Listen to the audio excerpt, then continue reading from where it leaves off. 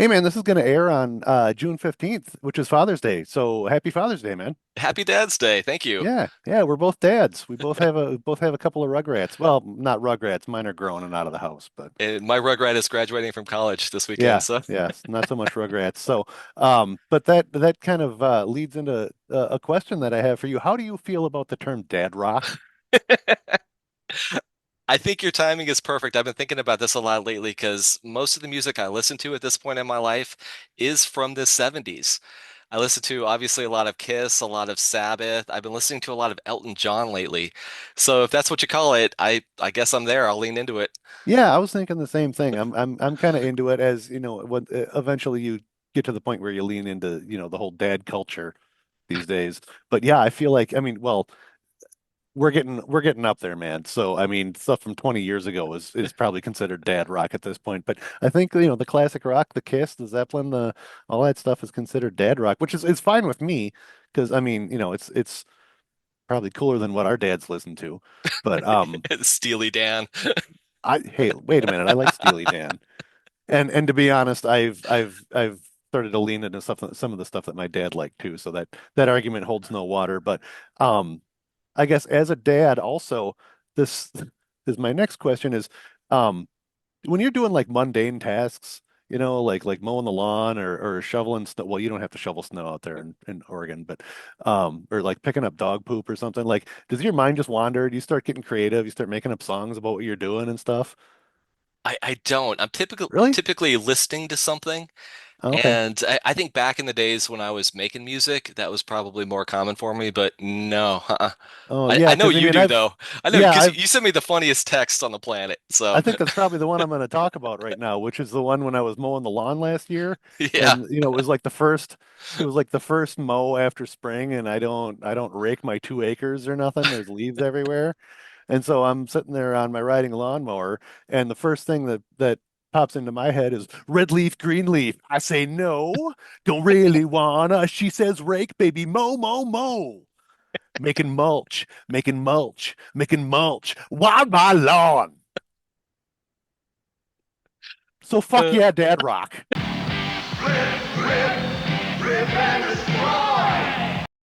welcome back, everybody. This is episode 6 of the Rip and Destroy podcast. Thanks for joining us.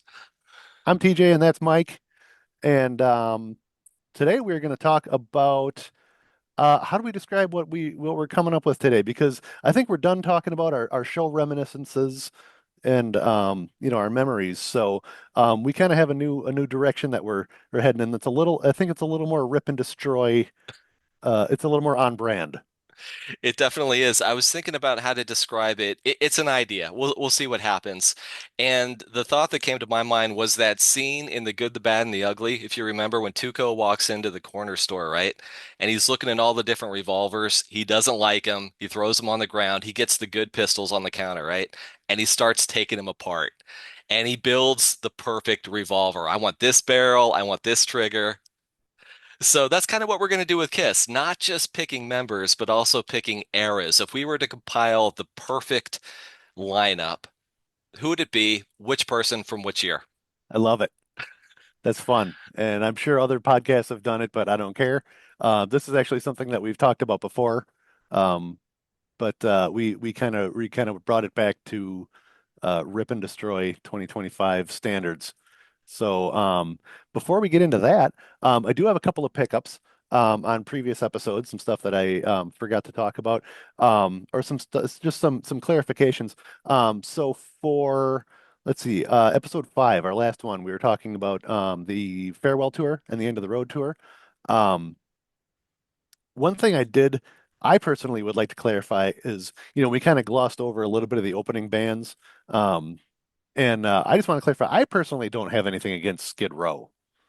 Oh, I mean, they're really? not, I mean, it's not, I don't own any of their shit. I don't really go out of my way to listen to them, but I don't have a problem with them. And, shout out to Sebastian Bach for being a huge Kiss nerd.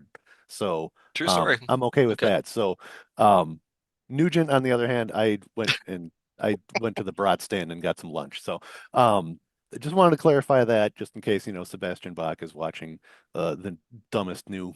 Kiss podcast on Well, he YouTube. he But didn't do that tour, so he he was didn't? exempt from any criticism. No, when they did the farewell tour, he wasn't in the band anymore.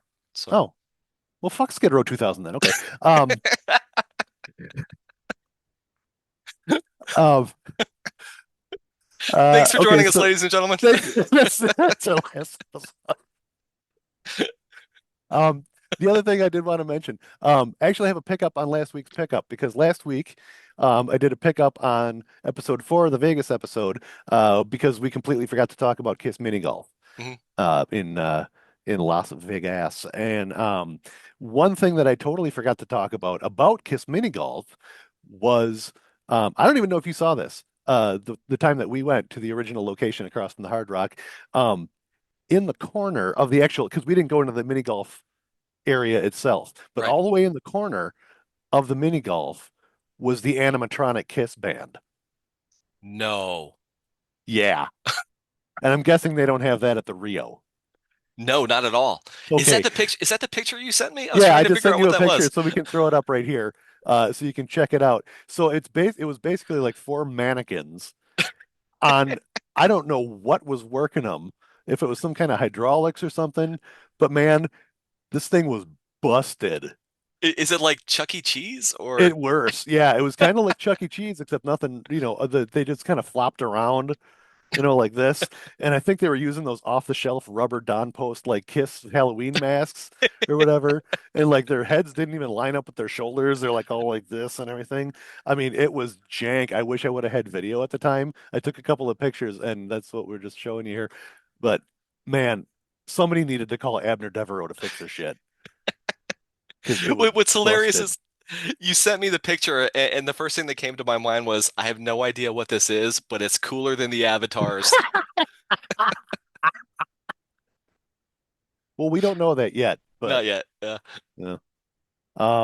The only other thing that I wanted to mention was that I'm still super happy that we finally put the idea of the Ace Frehley pizza box out into the potosphere. Somebody else had to come to that same conclusion. You would think, but Yeah, yeah. it takes visionaries like us to advance the art. So, Like I said, we're givers. true. All right, man. So what do we got tonight? Okay, so let's piece together the be all end all perfect lineup. Which members from what eras? Let's start with Sounds drums. good. Who you got on Okay. drums? And I'm just gonna preface this whole thing by saying, I mean, these are our opinions like today.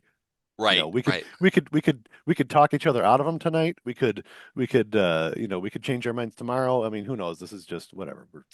And not even my first stab at it too, because I realized Right. early on I just recreated 76. So Yeah, that's not much fun. I need to dig a right. little That's bit what I was deeper. thinking. Yes, that's what I was thinking too. Like, I could have just said, yeah, just whatever, early 77 rock and roll over tour done. Yep, But yep. that's no fun. Let's make it custom. This is me custom built Kiss. I think I got some So surprises too. I don't know your I list, do you don't too. know mine, so this will be No, fun. no, not at all. Okay. So we're starting drums. You want to Yep, start or you want me to? I'll go for it. Okay. For drums, I am picking Eric Singer 1993.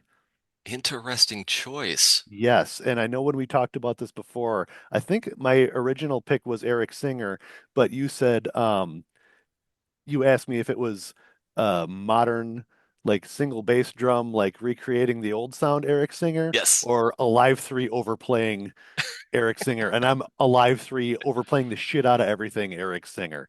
Man, I like Yeah. the double bass on Detroit Rock City. I love the way he leaned right into I Was Made for Loving You and made that kick ass. Although the way he did that was quite similar to, I think Eric Carr kind of did that when they played it on the Hits tour, on the Hot in the Shade tour. hmm Um, he played it very similar, but man, out of Singer just punched that song in the nuts.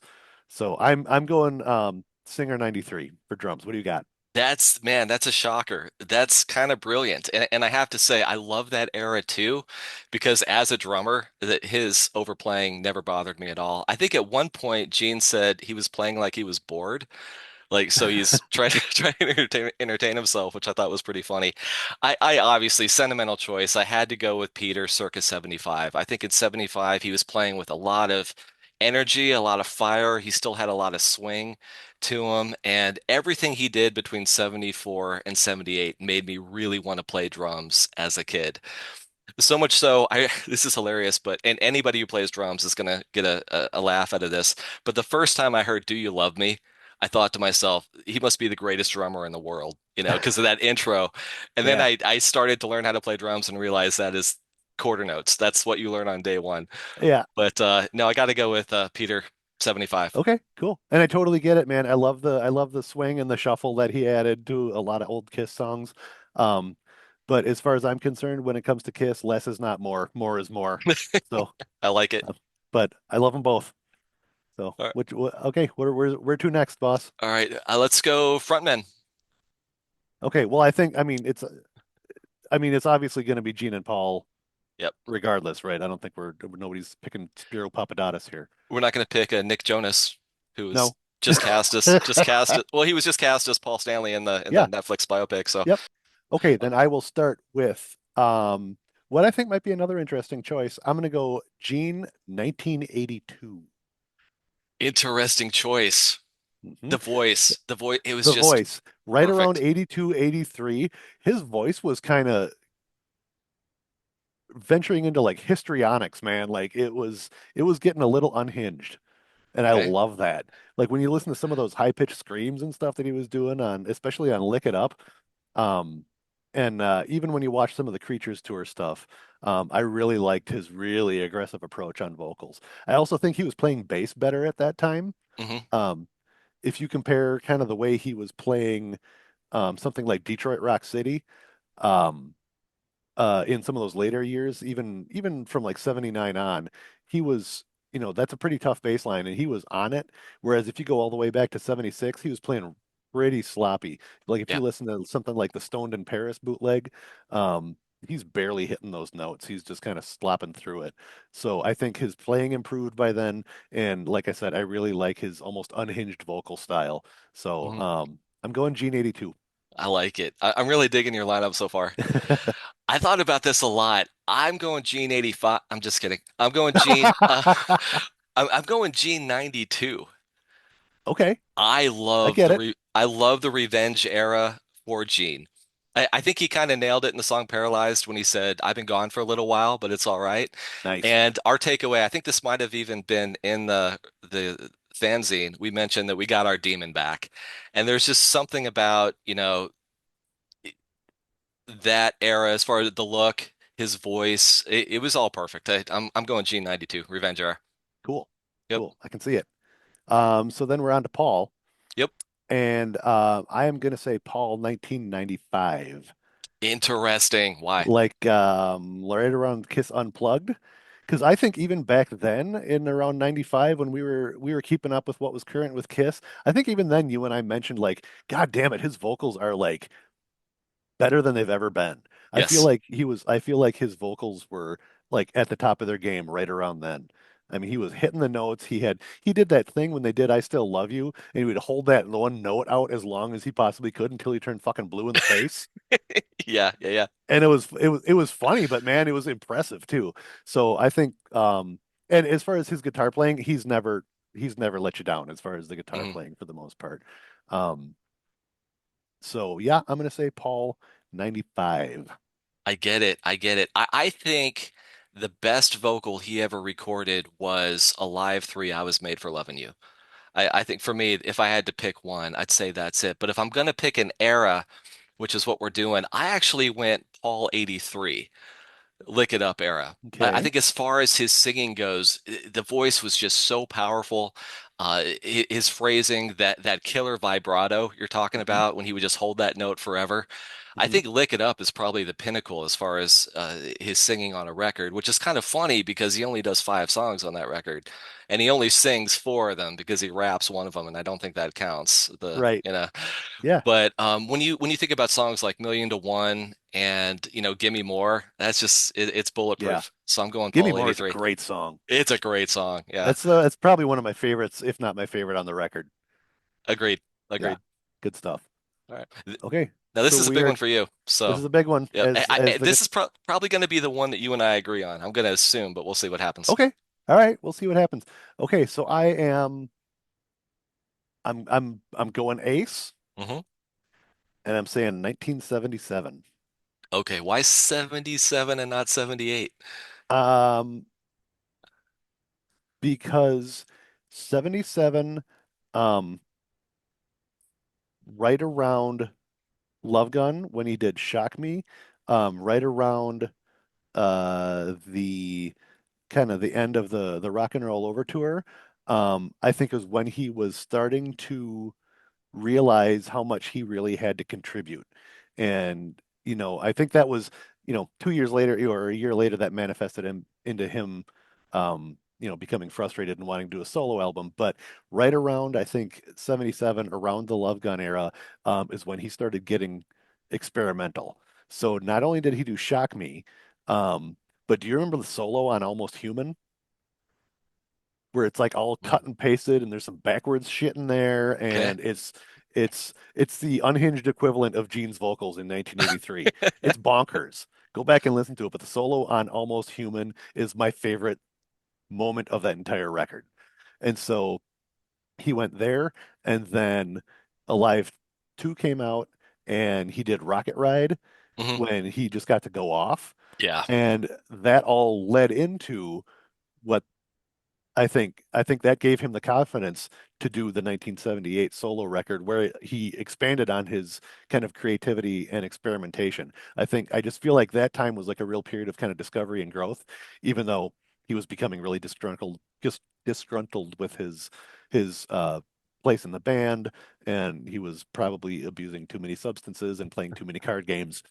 But I think musically, and also I just watching like some of those bootlegs like Houston 77, man, I Hmm. love how he was so into it when he was doing his guitar solo. Yeah. Man, I just loved it. So I just yeah, I'm picking Ace 77. Also because I didn't pick anything else from the 70s in my list. So Is Almost Human your favorite Ace solo?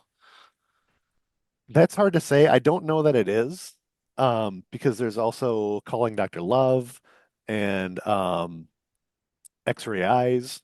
And yeah, there's I but I definitely like the ones where he's kind of aggressive and experimental in some of them. So Yep. Yep. but it's up there. That's why I love the solo on Dark Light so much. It's Yeah. just so aggressive. Yep. He's playing like he's pissed off, and Yeah. it works. It works. Yeah. So we were close. We were really close. I actually went Ace 78 on this one. Okay. So probably for the same reasons. But I think that he kind of went into that solo album with something to prove, and he Yes. definitely did it. And not that the competition was really all that much as far as the other solo albums go. I'm a big fan of Paul's, but that's about it. Yeah. But I think Ace, I see why you picked 77, but for me, 78, because that solo album is fantastic. I think it's almost interchangeable, really. I mean, because I could make the same case that I made for 77 for 78. It's just that he was a little further along in his evolution. Yeah. Yeah. So yeah, we're pretty close on that one. So that's it. And then I will wrap that whole band up in the Destroyer costumes. Oh, I didn't think costumes. I was trying to like picture them in the costumes from the era that I pulled them out of. And since I have, a couple with no makeup, it'd be kind Right. of weird. There's kind of a disconnect there. Um, but if I had to pick a year on costumes, man, that's tough. Maybe 75 Okay. before they got too complicated. With the foam spikes, Exactly. the safety spikes. Right on. Nice. Okay, so we've got Okay, our bands in place. you got a What's band, but next? what do they do on stage? What are they playing? All right. How much So we've fun got was this? Did you actually go through every album, every track? Because I did. in I'm my head. analytical. I'm analytical, so I went through In everything. in my head, but I did when I was picking um when I thought of one of them, like when I said, okay, am I thinking right? Am I thinking like Eric 93? I went back and listened to Alive 2, or I'm sorry, Alive 3. Mhm. And I'm like, yeah, yeah, this is the one. And then when I thought, maybe Paul 95, because I remember really liking what he was doing, I went back and listened to Kiss Unplugged. So yes, I did. I went back and listened to a few of them to confirm my choices for sure. What about you? Note to self, I think we need to do an episode on Alive 3. I don't think gets nearly enough love or attention. Sure. But to put together the perfect set list, the first thing I tried to do is find the one I sent you like 10 years ago. I couldn't find Uh-huh. it. So I had to start with a blank canvas, and I went through every album, track, but I didn't listen to them all, but I was reading them. And then I kind of went into it thinking, what's the set list that I would want to see? So I was Right. kind of selfish. I mean, there's standards that they have to play, obviously, but like for example, I didn't put Shout It Out Loud. I've seen them do it live 10 times. I'm kind of over it. It was never a favorite of mine. So I So just yeah, I got with selfish with mine. that's okay. It's your Yep. podcast, man. Um, so yeah, with mine, I kind of I didn't do a whole lot of going like actually listening to them, but I went through a lot of them in my head, and I started thinking like I thought of like the opening song. And then I thought, okay, what's gonna sound? I did it like sequencing an album. I'm like, okay, what's Hmm. gonna follow that really well? And then what's that gonna lead into? And then what would be like a little bit of a shock, but would also kind of fit in. So I kind of went through them in my head, and I kind of more thought about the transitions from one to Yeah. the next, and how the mood of the show would go, and how the kind of the pitch and the pitch and the yaw, and I don't know. Did you write the set list when your bands played? No, Okay. well, I no, not really. I mean, I played in bands that didn't have a whole lot of songs, so Yeah. Yeah. Because I always, because you take that into account, like you bring it up, then you bring it down. The second song is sure. the most important song of the set. But another thing for mine I noticed is I pretty much had an equal number of Paul songs and Gene songs. So I just went back and forth between the Yeah, two. I tried to keep that balanced as well. And I didn't go super deep cut. I didn't go super selfish and say I want them to play All the Way and Almost Human and Dark Light, and I didn't go super deep cuts. I came up with what I think is uh um a credible set list, but also with a few curveballs. I probably went more deep cut than you. So we have Okay. a credible one and a deep cut one. That's okay. So I think like I said, I think I've got a couple surprises in there. yeah. So Go what do you for it. got? You want me to go first? Go first. Okay. Their opener, I Stole Your Love, Nice. which then leads into Deuce. Because I love, as much as I love Deuce as an opener, I love I Stole Your Love as an opener, and I like Deuce as a second song. The way they did it on Alive 3. So Deuce is number two. Number three is Strutter, Okay. which when I was thinking about transitions, I realized that the end of Strutter would make a really cool segue into Heaven's on Fire. Interesting. Yeah, because the end of Strutter goes dun dun dun dun dun, and that could go that's there's your beginning of Heaven's on Fire. So from Heaven's on Fire we go to Calling Dr. Love, then Parasite, Nice. Shock Me, Shock Me with Ace's solo, Take Me because I fucking love that song. Okay. Song is a banger, and they never played it enough live. Then that rocker goes into Gene's bass solo, and then God of Thunder. Okay. And I specifically want Gene to do the thing he did in 77 where he went up on the lift and went one side and did the Fantasia thing where he pointed to the one side of the stage and the flame going up. Then he goes over to the other side of the stage. He points over there, the flame goes up, and that was the coolest. I love that aspect of the 77 blood puke.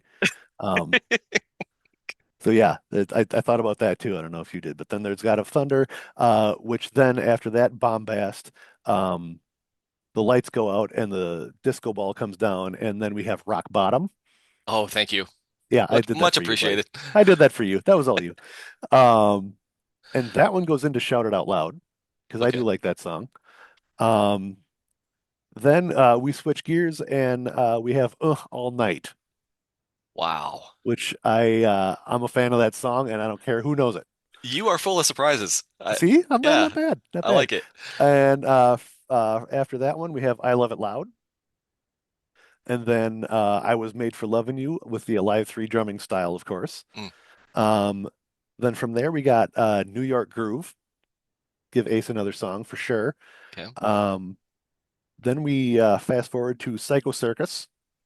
I do like that one live. It didn't make I my do too. list, but I do like it live. Yeah, I I, do I too. liked it as an opener too, when they used it as an opening song. I thought that was pretty cool. Yeah, and when that album came out, I thought it was okay, but that song has really grown on me over the years. I do like that one. Um, so after Psycho Circus, we got Do You Love Me? Okay. Then we close out the main portion of the set with Black Diamond, of course. Of course. Yeah. Of course. And then the lights almost go down, and everybody says, "We want Kiss, we want Kiss." And Paul comes back out by himself and starts doing "I Want You," Mm. because that's another banger. Anything from Rock and Roll Over makes me excited, man. I love that record. Um, then this one's for you too. From "I Want You," they go into "Let Me Go Rock and Roll." Oh, come on, man. Yes, dude. Yes. Yes. Yes. They're sweaty and their Wow. makeup is running off their faces and they're just jamming through that song, man. Well, in all fairness, I got to get a shirt at some point. So Yeah, there you go. At this point, you probably have to pee because we're 50. good looking out. There you go. So then from there, we do the ever-present Detroit Rock City. And the thing is, Detroit Rock City as an opener is fine. I really like Detroit Rock City when they play it late in the set. When they treat it like it's a special song and not just the beginning of the show. They did that on a live three. And I really like that. And I think, oh, they also did it when I saw them for the very first time in 1988 on the Crazy Nights tour. Detroit Rock City was their encore, and I thought that was cool. And then Was it the first song of the encore? I would have to look it up. I Yeah. think so. Yeah. Yeah, I had a lot of trouble with Detroit because I didn't want to put it first because I think it's a Mhm. little played out. But then I didn't want to put it first in the encore either because I kind of have a theme for the encore. So where do you put it? I Yeah. struggled with that one. Yeah. I'm digging it in this spot here. Because it is second to last because of course the last song is Rock and Roll All Night That's with man, Fully Confetti Storm. I love it. Well done, sir. Thank you. I was curious the whole time to figure out where you were going to put Detroit. Uh, It's seriously, kind of a big question. yeah. I think the biggest surprise for me was All Night.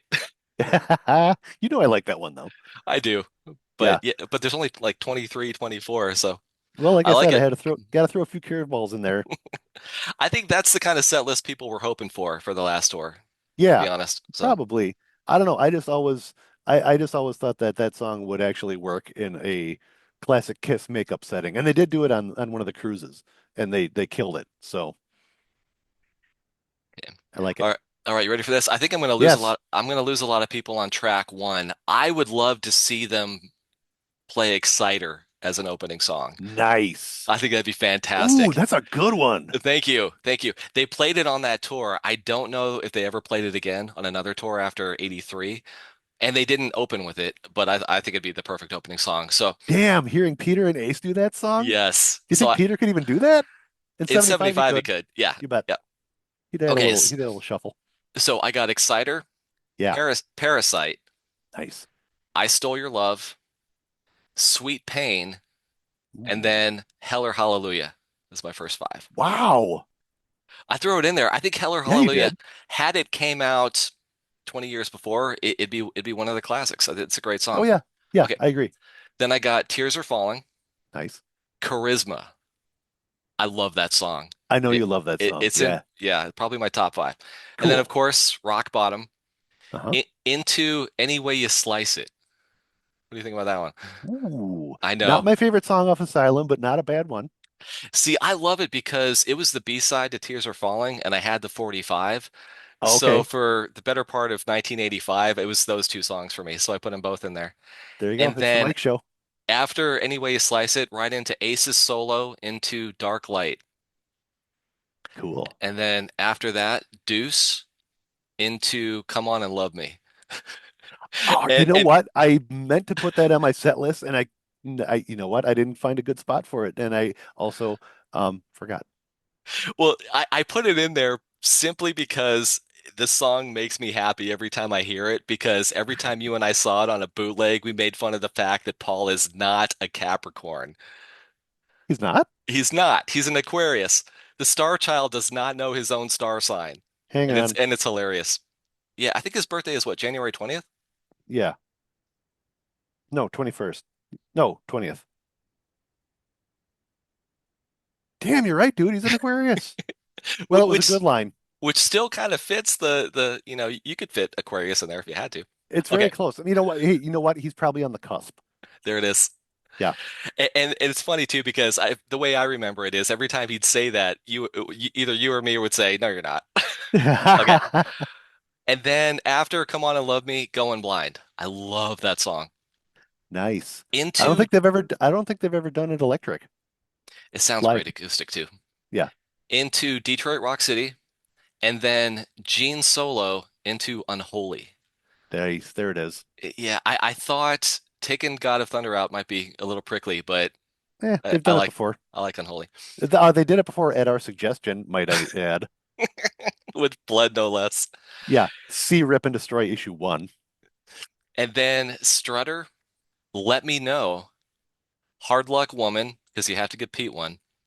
And then I end the set with two that I had fun with this one. "You Wanted the Best" into "Black Diamond." And I picked "You Wanted the Best" because I wanted to get a track where they all four did lead vocals. And it's Yeah. not a bad song. I think it'd be killer live. All right. Okay. Okay. Back it up once. Go back through like your last six again Okay. ish. Strutter, Okay. "Let Me Know." Yes, that was one that I was gonna stop you on. Not for any reason. It's cool, but why'd you pick that one? I don't know why I love that song, but I really do. I don't think I really liked it until the unplugged version. It was such a strange choice for the unplugged album, but it's fantastic. And It's what's like funny the about only it, thing that could be considered a deep cut off the first record, other than maybe Love Theme. what's funny about it too is I can't stand the Beatles, and that's a very Beatle-esque song, True. but I love it.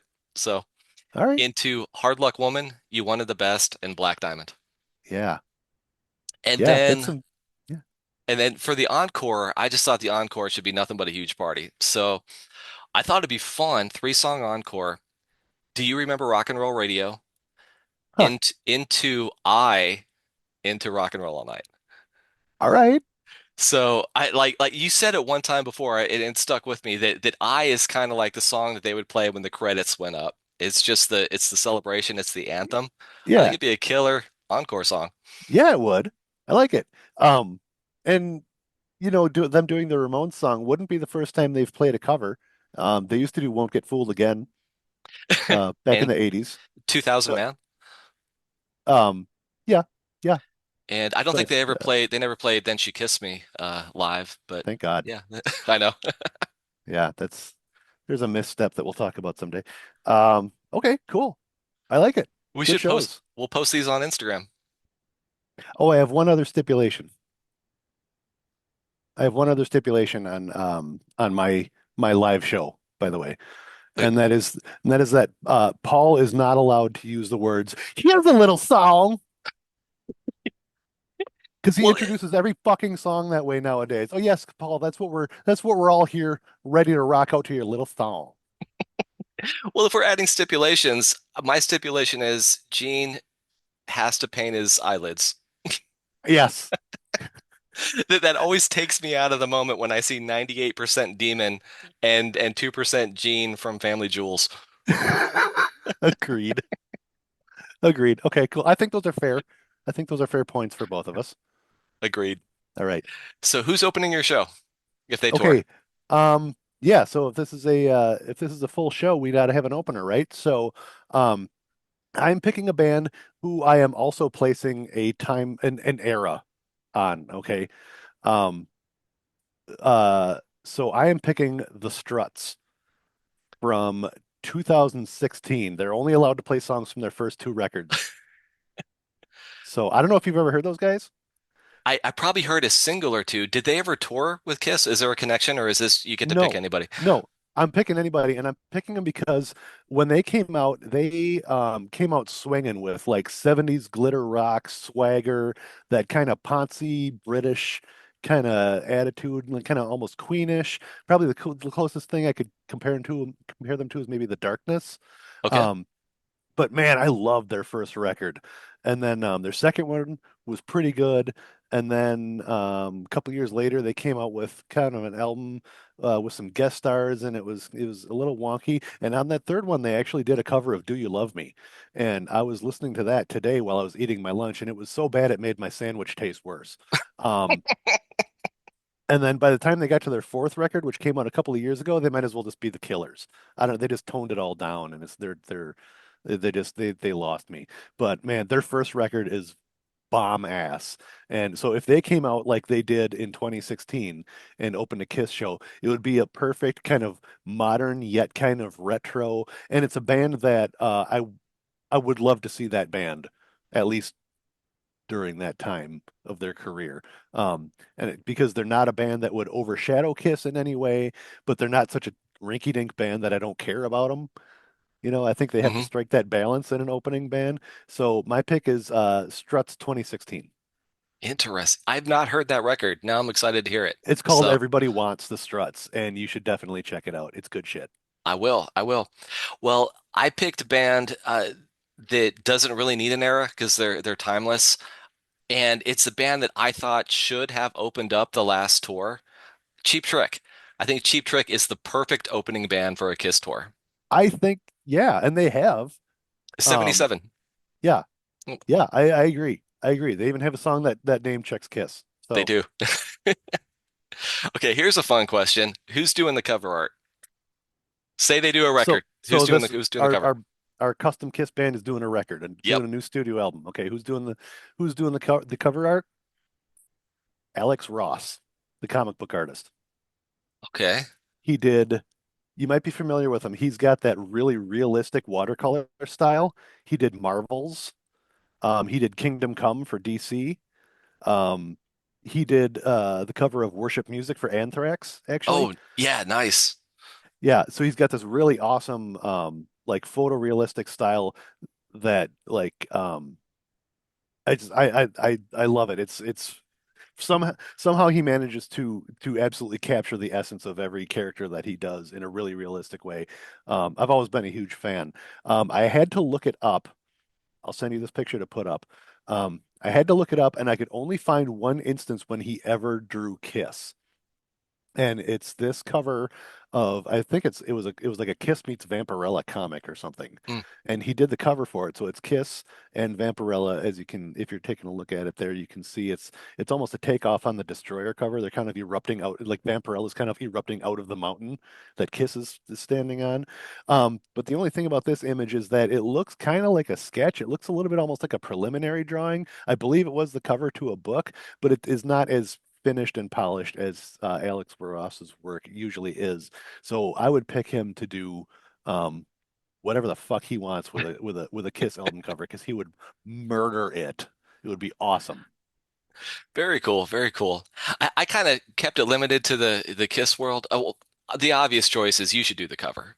You've done Godzilla magazines. You've done the cover for the Rip and Destroy fanzine is bulletproof. You should do the cover.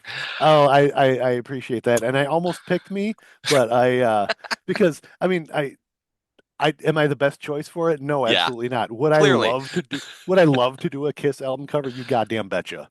But yeah, but Well, well, thank now, you. well, now you have to. A couple other thoughts I had. Obvious choice being Ken Kelly, but then when I thought about it, my favorite Kiss album cover is Rock and Roll Over. So, yeah, if I had to pick somebody who'd actually done a cover before, I'd probably go with Michael Dorrit. Am I pronouncing that correctly? Yeah, I think so. That said, I'm not a huge fan of the Sonic Boom cover. And if memory serves, I think he had more freedom on Rock and Roll Over than he did on Sonic Boom. And it's still my favorite cover. I love the sticker that came with it. And I found out today when I was trying to figure out how to pronounce his name, I didn't realize that he had actually done a Wicked Lester logo that may or may not have ever been used. But if you go to his website, you'll see the Wicked Lester logo that he did for the record company back in the day. Really? Yep. But to your point, if I got to pick a comic book artist, I'd love to see what Jim Lee would do with a Kiss cover. Oh, That would be really cool. that would be cool. Love Yeah, his stuff. nice. Okay. Okay, who's producing said record? Okay. So in order to talk about the producer, I kind of have to talk about who I've chosen to co-write the songs as well. Okay. because I think they can always use a little bit of help in that department. And my pick for these it's two different people, and I don't think this would work in the real world. I'm gonna before anybody jumps down my throat about this, saying this would never fucking happen. I know this would never happen, but I would like Bob Ezrin to co-write the songs. Nice. Um, because he would have a little bit of a producer role in co-writing songs, I think. But as far as the sound of the album and the approach, I would pick Michael James Jackson. I get it. And I don't think Bob Ezrin would let anybody produce a record that he's co-writing. Um, and obviously, sadly, Michael James Jackson is no longer with us. But um, I would love to hear kind of the way Ezrin can expand a Kiss song, but filtered through that down and dirty and yet somehow bigger than life way that Michael James Jackson did Creatures of the Night and Lick It Up. I like it. I like it a lot, actually. As far as producers go, I have to go with Bob Ezrin. I think the three records he did are probably all in my top five. And then there's every Alice Cooper record. I think Mhm. he's the perfect choice. I hadn't thought about co-writers, but it's got me thinking about, Rick Derringer, who just passed away, who, in addition to doing some writing, if I'm not mistaken, I think he also played the guitar solo on Million to One, and that's a killer solo. No, actually, I think it was Exciter. Was it excited? Unless he did both, but yeah, because yeah, it just came out, or he did just pass away. A lot of the Kiss uh, news sites and pages did mention that he did. I believe he did the solo on Exciter. So Okay. speaking of your opening song, that No- works. Another great solo, but if I'm going to pick a co-writer, I'm going to pick Vinny for two reasons. Vinny Vincent writes great songs, and it'd be hilarious to see him get fired for a third time. It's it's always funny watching him get fired. I don't, poor guy. Uh, I think we're gonna talk about Vinny at length, um, in some future episode or episodes probably. So I don't think you can do a Kiss podcast without talking about Vinny Vinny and fucking Elder. Vincent. Yeah. Yeah, yeah, yeah. Those are two upcoming episodes because we're a Kiss podcast. Yeah, This is fun. This was it's a great. blast. Yeah. Um, that's it. So we have our whole packages. We do. And speaking of, in addition to listening to that Struts record, speaking of playlists, you had a great idea about actually posting our set lists up on YouTube.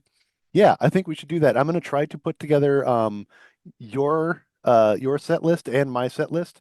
I'll try to do it as a YouTube as a couple of YouTube playlists, so you can check that out on our page.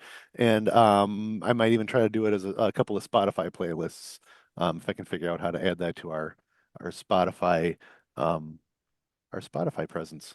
I have one more question for you. What do you got? And we're going to work on this together right now. We're going to workshop this shit. I'm In blindsiding you with this. in real So, time. yes. So we have put together our ultimate versions of Kiss. What is the worst version of Kiss we could possibly come up with? Oh, I love it. Wow. I actually What start that was what part of my version process. That was part of my process. Wow. Okay. what members in what eras could we put together that would be the biggest train wreck? Okay, well, let's go in the same order. Drums. I'm going Peter 79 when everything was really slow. I think that was even worse than the I'm gonna paint a tear on my face and wish I was somewhere else era of Okay, Peter see, Chris. yeah, I was gonna go with Peter 2000. Okay. Oh Yeah. yes, yeah, yeah, yeah. Yes, Peter 2000, paint a thing on my face, fuck up the tempos, and then wreck my fucking drum set, even though I'm not Keith Moon at the end of the last show. Yep. Okay, so That's gonna be that. So we got that. okay, and then I And think second we went what era of Paul? what era of Paul? That's the thing is, I gotta say Paul and Gene aren't. Paul and Gene are a lot tougher to pin down on this. Um, but I'm gonna say um, Paul somewhere in the 80s when he was doing his absolute stupidest stage raps. Oh, 84. 84-ish, somewhere in there, Yeah, yeah, 84, An 85, Animalize. 86. Yeah, somewhere in there. Yeah.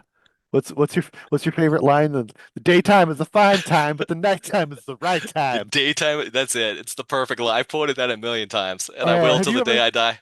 have you ever seen that? I think it's a YouTube compilation, or I think they even put it. Somebody even put it out as a bootleg CD called "People Let Me Get This Off My Chest."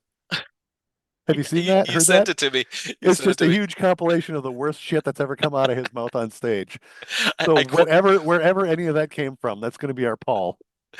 I quote the thing about the daytime, the nighttime, because when I quote the thing about the nurse, people look at me funny, and it's like, yeah, no. I would Nice. actually, because the lip syncing bothered me, I'd go Paul 2019.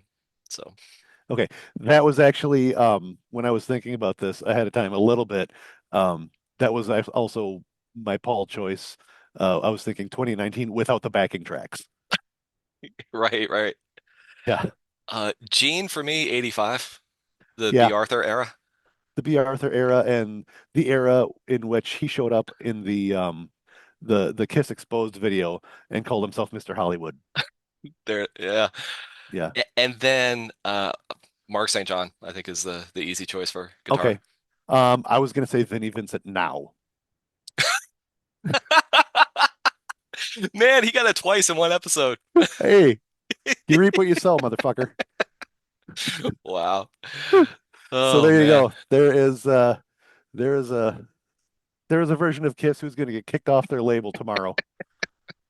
Or kicked off their label. Well, I think the funniest thing about Vinny is that he got signed, put a band together, then they kicked him off and kept the band, and Right. then And then we got Slaughter. we got Slaughter. So Yeah. who I toured with like it. Kiss? Yes. I like it. I Right like it a on. lot, man. This is great. Well, at some point in this conversation, you thought to yourself, there's a song that should have been on the set list or an era that would have been better than the one we picked. So let us know. Find us on Instagram or Yes. Gmail. Yes, you can check us out on Instagram at Rip and Destroy Podcast. You can drop us a line at ripandestroypodcast at gmail.com. Let us know how wrong we are and let us know what your picks are for your fantasy Kiss custom draft and your albums and your set lists. And yeah, let's hear it. And also let us know if there's anything you want us to talk about. Thanks a lot for hanging out. We'll see you next time. Whoa, having my fiber. Kill the Paul, Phil. Kill the Paul.